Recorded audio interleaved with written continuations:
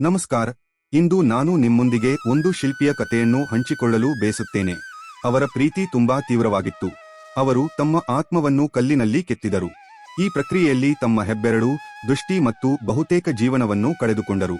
ಈ ಪವಾಡವನ್ನು ಕಂಡುಹಿಡಿಯಲು ನಾವು ತಮಿಳುನಾಡಿನ 3 ಪವಿತ್ರ ದೇವಾಲಯಗಳಾದ ಸಿಕಲ್, ಎಟ್ಟುಕುಡಿ ಮತ್ತು ಯಂಗಾನ್ ಮೂಲಕ ಪ್ರಯಾಣಿಸುವಾಗ ನನ್ನೊಂದಿಗೆ ಇರಿ.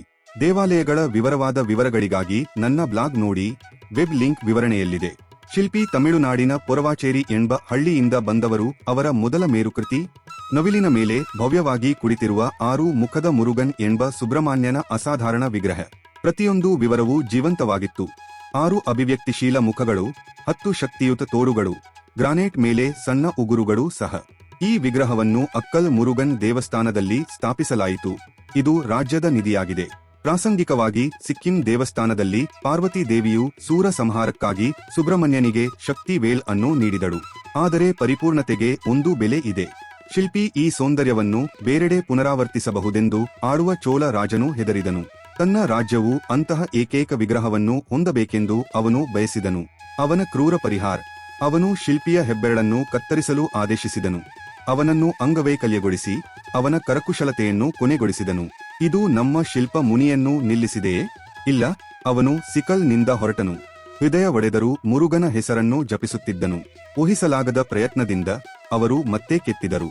ಅವನು ಮುಗಿಸುತ್ತಿದ್ದಂತೆ ವಿಗ್ರಹದಿಂದ ದೈವಿಕ ಬೆಳಕು ಹೊಳೆಯಿತು. ನವಿಲು ಹಾರುತ್ತಿರುವಂತೆ ತೋರಿತು. ಅವನು ಎಟ್ಟಿ ಪಿಡಿ ಎಂದು ಕಿರುಚಿದನು. ಅದನ್ನು ಹಿಡಿಯಿರಿ. ಅವನು ದೈವಿಕ ಹಕ್ಕಿಯ ಕಾಲನ್ನು ಹಿಡಿದು ಅದರ ಮೇಲೆ ಗುರುತು ಬಿಟ್ಟನು. ಆ ಸ್ಥಳವು ಎಟ್ಟುಕುಡಿ ಆಗಿ ಮಾರ್ಪಟ್ಟಿತು. ಅಲ್ಲಿ ರಾಜನು ಈ ಪವಾಡದಿಂದ ದಿಗ್ಭ್ರಮೆಗೊಂಡು 2ನೇ ವಿಗ್ರಹವನ್ನು ಸ್ಥಾಪಿಸಿದನು. ಆದರೆ ರಾಜನ ಅಸೂಯೆ ಹೋಗಲಿಲ್ಲ.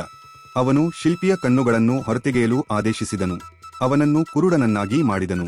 ಆದರೂ ಕತ್ತಲೆಯಲ್ಲಿಯೂ ಶಿಲ್ಪಿ ತನ್ನ ಪ್ರಯತ್ನವನ್ನು ಕೈಬಿಡಲಿಲ್ಲ. ಮುರುಗ ದೇವರ ಮಾರ್ಗದರ್ಶನದಲ್ಲಿ ಮತ್ತು ಈಗ ಅವರ ಪ್ರೀತಿಯ ಮಗಳ ಸಹಾಯದಿಂದ ಅವರು ತಮ್ಮ 3ನೇ ವಿಗ್ರಹವನ್ನು ಯಂಗಾನ್ನಲ್ಲಿ ಪ್ರಾರಂಭಿಸಿದರು. ಕೆಲಸದ ಸಮಯದಲ್ಲಿ ಅವರ ಮಗಳು ಗಾಯಗೊಂಡಳು. ಅವಳ ರಕ್ತ ಅವನ ಕಣ್ಣುಗಳ ಮೇಲೆ ಚಿಮ್ಮಿತು. ಪವಾಡ ಸದೃಶವಾಗಿ ಅವನ ದೃಷ್ಟಿ ಮರಳಿತು. ಅವನು ಯಂಗಾನ್ ಎಂದು ಉದ್ಗರಿಸಿದನು. ನನ್ನ ಕಣ್ಣುಗಳು. ಆದ್ದರಿಂದ ಈ ಸ್ಥಳಕ್ಕೆ ಯಂಗಾನ್ ಎಂಬ ಹೆಸರು ಬಂದಿತು. ಕೊನೆಗೆ ರಾಜನಿಗೆ ಅರ್ಥವಾಯಿತು. ಅವನು ಶಿಲ್ಪಿಯ ಕಾಲಿಗೆ ಬಿದ್ದು ಕ್ಷಮೆಯಾಚಿಸಿದನು. ಯಂಗಾನ್ನಲ್ಲಿ ನಮ್ಮ ಶಿಲ್ಪ ಮುನಿ ಮುಕ್ತಿಯನ್ನು ಪಡೆದರು. ಅವರ ಜೀವ ಸಮಾಧಿ ಅಲ್ಲಿದೆ. ಅವರ ತ್ಯಾಗಕ್ಕೆ ಶಾಂತ ಸಾಕ್ಷಿಯಾಗಿದೆ. ಆದ್ದರಿಂದ ಮುಂದಿನ ಬಾರಿ ನೀವು ಸಿಕ್ಕಲ್, ಎಟ್ಟುಕುಡಿ ಅಥವಾ ಯಂಗಾನ್ಗೆ ಭೇಟಿ ನೀಡಿದಾಗ ದೇವರನ್ನು ಪೂಜಿಸಿ, ಹೌದು, ಆದರೆ ತ್ಯಾಗವನ್ನು ನೆನಪಿಸಿಕೊಳ್ಳಿ.